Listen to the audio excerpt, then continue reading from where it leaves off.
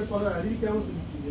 ஆனா இப்போ வந்து ராகுல் பிரதமரானதுக்கு பின்னாடி வந்து 100 நாள் வேலை திட்டத்தை வந்து செயல்படுத்துவோம், சரியான முறையில் செயல்படுத்துவோங்கிற ஒரு வார்த்தையை சொல்லுவீங்க. அப்ப ஏன் நீங்க வந்து அதை முன்னிலைப்படுத்த? சகோதரர் கொஞ்சம் சரியா நீங்க ஃபாலோ பண்ண நினைக்கிறேன்.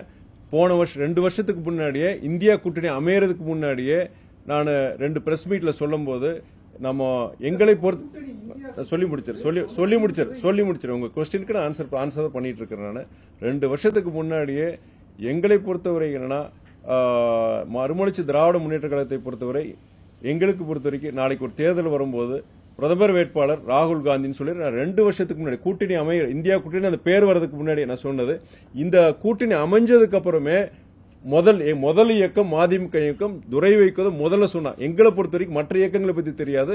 எங்களை பொறுத்தவரை இந்தியா கூட்டணியுடைய பிரதமர் வேட்பாளர் சகோதரர் ராகுல் காந்தின்னு முதல் முறையா சொன்னது இந்த துரை வைக்கோ தான். எங்க இயக்கம் சார்பாக இது மற்ற இயக்கங்களை பத்தி சொன்னது நான் இந்த இடம் போகும்போது எல்லா என்னுடைய தேர்தல் பரப்புரையிலும் போகும்போது எல்லா இடங்கள்லயும் நம்மளுடைய பிரதம வேட்பாளர் வந்து ராகுல் காந்தி தான் எல்லா இடங்களையும் சொல்லியிருந்தேன். நான் அந்த ஆட்சி மாற்றம் ஏற்படும் பொழுது நம்முடைய பிரதமர் இன்றைய பிரதமர் மோடி அந்த பதவியை இழந்து நம்முடைய அன்பு சகோதரர் ராகுல் காந்தி அந்த பதவியை இருக்கும் பொழுது தான் இதெல்லாம் நடக்கும்னு சொல்லியிருந்தேன். சோ இது வந்து இன்னைக்கு இல்ல 2 வருஷமா நான் சொல்லிட்டு இருக்கிறேன்.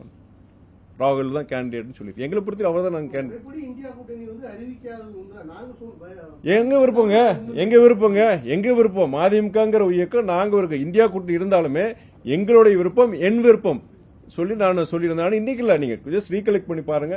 2 years பேக் இந்த இந்தியா கூட்டணி வர்றதுக்கு முன்னாடியே எங்களை பொறுத்த வரைக்கும் பிரதமர் வேட்பாளர்னா யாருன்னா அது ராகுல் காந்தின்னு அழுத்தம் திருத்தமா சொல்லியிருந்தேன். இன்ஃபேக்ட் நான் சொல்லும் போது சொல்லியிருந்தேன், இதுல வந்து எந்த மாற்று கருத்தும் கிடையாது, மற்ற இயக்கங்களை பத்தி தெரியாது, ஆனா எங்களை பொறுத்த வரைக்கும் அவர் தான் பிரதமர் வேட்பாளர் சொல்லிட்டு இன்ஃபேக்ட் அது சொன்ன இடம் ஒரு இடம் கூட கன்னியாகுமரியில் ஒரு இதுக்காண்டி போயிருந்தேன். அது அந்த இது கொடுக்கும்போது அந்த பைட் கொடுக்கும்போது நான் கொடுத்திருந்தேன்.